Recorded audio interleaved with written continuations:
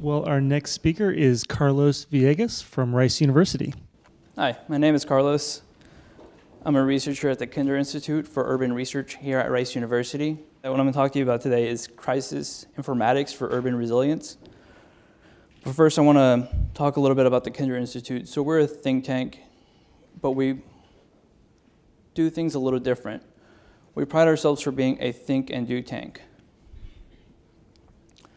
What this means is we do the normal research, but we want to engage more with our elected and appointed officials. Not just engage, but we want to make sure that we don't inform, but our work can be transformative for the region and strengthen it, not just prescriptive. You might be familiar with some of our work from last year. The pension question was a big one, or our more recent law enforcement study, but today's not about that. Last year, the Kinder Institute was tasked with advising the Greater Houston Community Foundation's Hurricane Harvey Relief Fund, set up by the county judge and the city of Houston's mayor. On top of this, we were working with collaboratives throughout the region on issues centered around Harvey, looking at children's recovery, looking at flood mitigation. And these conversations is where I found the motivation to start this project on crisis informatics.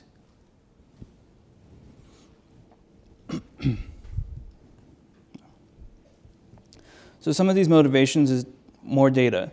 One of the failures of social science research is the lack of reliable data. Everyone wants to help, but there isn't always a clear path. Of course, we know we want to help those that are most vulnerable. There is that social vulnerability index for disasters. But what then about the geography? How were people supposed to know the spread of the overall impact immediately? There are the FEMA damage estimates, but these often take a month after the event to be prepared. We needed to find a new method to leverage information sooner. There's room for a new tool in governance. There's clearly a gap. Government wants to efficaciously respond to a disaster, mitigate the loss, and get residents, communities, and their economies back to normalcy. We need to find a way to supplement their current efforts. Then, of course, there's issues with the FEMA flood maps. Looking at the floodplain maps, some of them, 15% of them are over 15 years old. As far as the damage estimates, some local reports had them missing up to 75% of damage. Not only do we need to find a supplement for their current efforts, but we need to corroborate the information that they do have. Something we noticed is that there was a high volume of social media activity. Increasingly, people are very active during emergency and disaster situations. Harvey was by no means an exception. People give information, they detail accounts, they report on advancements or the lack of advancements, they share condolences. We wanted to explore how we can leverage this information.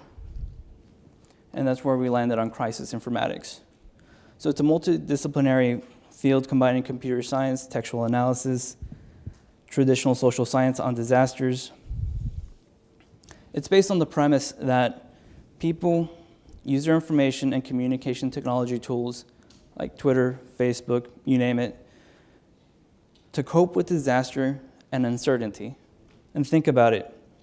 If you're in a disaster, an emergency, a crisis, and you don't know how your loved ones are doing, you don't know if you yourself are going to make it, you call emergency systems, 911, and they're overloaded because thousands of people are doing the same thing. You try to call your family, your friends, your relatives, and you can't get across to them because, again, thousands of people are doing the exact same thing. So what do? I've always characterized Twitter as a sort of boundless void that people shout all sorts of nonsense into. And sometimes people hear them, sometimes they don't. Some people have louder voices. But this is beyond the mainstream, beyond the day-to-day, beyond the presidential tweets, beyond Elon Musk's 420 funding secured. There are other conversations happening on Twitter, In emergency situations, people work together. They help each other. They root out false information. They promote critical information and distress signals. We built from the literature, and I don't have time to go over all of these, but I encourage you to explore them.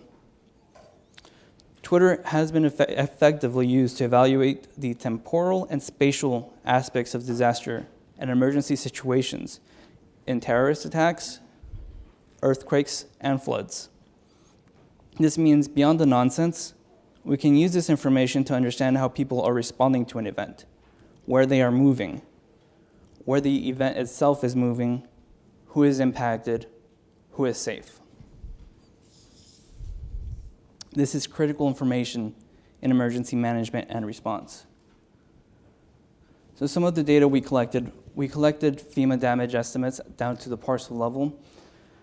The data set we had included 1.3 million parcels. 23% of these were affected. 16%, according to FEMA, were completely destroyed. We geocoded our data at the parcel level using the Homeland Infrastructure Foundation level data from 2017. We geocode our information using parcels addresses. See here, it gives us an exact parcel versus street address geocoding, which gives us sometimes a little bit off of what the exact parcel is. So what's the difference? Really, you get more points with street level, but you get more precise data with parcel level. We got information from Twitter. We looked at words that were being used during the event: Harvey, Hurricane Harvey, all of these. And on top of that, we made it conditional on these words right here: urgent, rescue, Cajun Navy, U.S. Coast Guard, to get the tweets that were oriented towards rescue. Besides that, we excluded words such as Steve, Weinstein, pray, praying, thoughts, and prayers within 3 tokens. That's within 3 words of each other. Thinking and victims within 5 tokens. We did this to omit other conversations and well wishes. We wanted to make sure our data set was rescue and emergency oriented. At the end of the day, we had over 1 million tweets spanning between August 25th and September 8th. Only traditionally about 1% to 2% of people just put their geolocation services on. In our data set, less than 1% use it, so we don't rely on geolocation information. Rather, we mine the information to collect addresses, or we ended up finding 1,300 usable addresses, 72% of which were an exact street address, 67% matched an exact parcel. We got data from Crowdsource Rescue. This was a crowdsourcing platform set up during Hurricane Harvey. During the event, there was a lot of chaos with the first responders. What Crowdsource Rescue did was set up a crowdsourcing platform to allow spontaneous rescuers and rescuees to share their information, to be able to connect with each other. Crowdsource Rescue collected over 1,500 records in this event, including 5,200 high water rescue requests. These were geocoded down to the parcel level where we had a 34% match. We had all this information. What we wanted to do is plot it, overlay it one on top of the other. How much of it is corroborated? How much is it the same? Does one replace the other, or does one supplement the other? I will tell you, the FEMA estimates were buffered by 75 meters, so this means for each parcel that was damaged, we buffered it by 75 meters, and all the parcels within that area were also considered damaged. The reason we do this is a lot of parcels are missed. The data isn't reliable for FEMA, Twitter, or the Crowdsource Rescue, because not everybody uses Twitter or used Crowdsource Rescue. And the idea is if we have clusters of damage and maybe one person doesn't show any damage, we would probably assume if they're surrounded by damage that they're damaged themselves. In order to get the information from the tweets, we condense multiple levels of tweets so they come in a hierarchical nested structure. We condense this into one level. We use regular expressions to filter through the language. We found tweets with numbers, found street endings, city names, zip codes, etc. It sounds rather easy, but it's a more tedious task than it seems. So this is something a lot of people are probably familiar with, is the actual FEMA damage estimates, but this is with the 75% meter. It's the damage map a lot of people saw. This one right here shows you the Twitter estimates. So people asking for high water requests. Again, if they're asking for a high water rescue request, this probably means that they suffered damage. When we put this all together, including Crowdsource Rescue, it's a very evocative image. A lot's going on. So I want to zoom in into this black square right here and show you some stuff. So what you see here in red is the FEMA damage estimates. In green, the Crowdsource Rescue estimates. Blue, the Twitter damage estimates. And all the dots are 311 calls during the Hurricane Harvey event. What you see is corroboration. Purple means there's validation between Twitter and FEMA. The brown and yellow shows validation between Crowdsource Rescue and FEMA. Blue and green, validation between Crowdsource Rescue and Twitter. At the end, 52% of Twitter damage estimates were captured by FEMA, showing FEMA is reliable, but it does miss some. Of Crowdsource Rescue damage estimates, 50% were captured by FEMA. But I want to show you an exact case study on how it improves estimates. If you look here, we have C.E. King Middle School and C.E. King High School. According to the FEMA damage estimates, they shouldn't have received any damage. But we know for a fact that these two schools were flooded. So how could this information have been known sooner? Of course, we could have buffered the FEMA damage estimates. It captures the middle school, but it still doesn't capture the high school. We could look at people tweeting that they were under high water. We can buffer these by 250 meters, and it shows you, it captures the high school. But using these together paints a more complete picture of what was actually going on. One doesn't replace the other, but rather they work in conjunction to paint a more complete picture.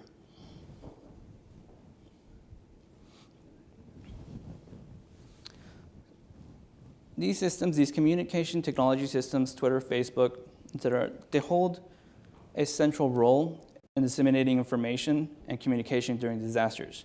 They're going to be continued to be used. Using this real-time data to aid the recovery process to help public agencies, first responders, and researchers more quickly assess damages during and after the event is important, it's critical. What we see with this is there's room for potential collaborations between research institutes, these private entities that have this data, and the actual government and first responders.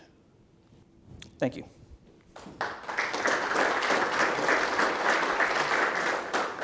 Right here. Okay, like you said, most of the time the geolocation information is not available, and you said you mine the address or parcel location, which we have around 15%. You said 150,000 of 1 million tweets. Can you explain that a little bit? Like, do you mine the other tweets of the people who tweeted that specific tweet about the flooding, or how do you find the address or parcel information? Right. So sometimes the people themselves that are experiencing the event don't have time to tweet, but maybe their loved ones do, or their friends do, and they say, this person needs help here. And those are the words we're looking for rescue, emergency, underwater. We're looking for these words, and then within those tweets, we're looking for a structure. So addresses have a specific structure, right? They have a couple of numbers, a name, and then an ending, a zip code, a city. We're looking for these structures within there, within these rescue requests. So the assumption is the address will be somewhere in either someone who is tweeting about it or the person who is tweeting, Correct. not from anywhere else. Mm-hmm. Yeah, and another problem with geolocation services is if we had relied on that, because it's different people tweeting, so we might have captured somebody's location where they weren't, where a rescue wasn't needed. I have a question about time. So it's entirely possible that the FEMA estimates were done at some time, the Twitter things are coming in at another time, and when you have a complex event like Harvey, where multiple things go wrong, causing flooding at different, how is that reflected in your analysis? Maybe everything that you showed was true, but true when, you see? Absolutely, So, yeah. So the tweets, as soon as they're disseminated, as soon as they're tweeted and they're released, that information is available. GNIP, the subsidiary of Twitter, has all that information immediately as it's posted. One of our suggestions is this information with them, in conjunction with a research institute and a public entity, can have this information being collected immediately. This information is immediate. Same thing with the Crowdsource Rescue. That information, as soon as somebody asks for help, that information is available on the spot. The FEMA damage estimates, those are the ones that take a long time. Jimmy Valdez with HHSC and Disaster Case Management for Hurricane Harvey, the Hurricane Harvey grant. And if the underlying data sets aren't reliable, combining them is only a matter of entertainment, right? I mean, if they're not reliable statistics in the first place, combining them doesn't make them reliable statistics if they're not from the same source, from the same data. And a lot of the argument I get over infodemiology sort of surveillance is that, it's self-reported, and even if they do decide to report private information, sharing it with the platform, then that doesn't necessarily mean we can use it as a governance agency because it won't pass the IRB. I think the Sheldon case study is evocative here. I think it answers your question. Even though they're not 100% reliable, this doesn't mean that they're completely fake, right? So the FEMA damage estimates are pretty reliable. They're pretty accurate. Where they're unreliable is they don't capture everything. The Twitter and the Crowdsource Rescue, even though not all of that information will be completely reliable, a lot of it is. People, what the literature finds is people don't have malice in these sort of events. They don't lie. They don't give false information. Well, they do sometimes. It is not ubiquitous in this information, right? A lot of this is reliable. What I'm saying is we can't rely on one, right? You have to use multiple data sets to see where there is corroboration, right? The same people that use Twitter don't use Crowdsource Rescue. FEMA has doesn't know who these people are. If there's corroboration, there's no connection between them, right? So there isn't going to be a compounding of false information. That make sense? Okay, with no more questions, we'll move next.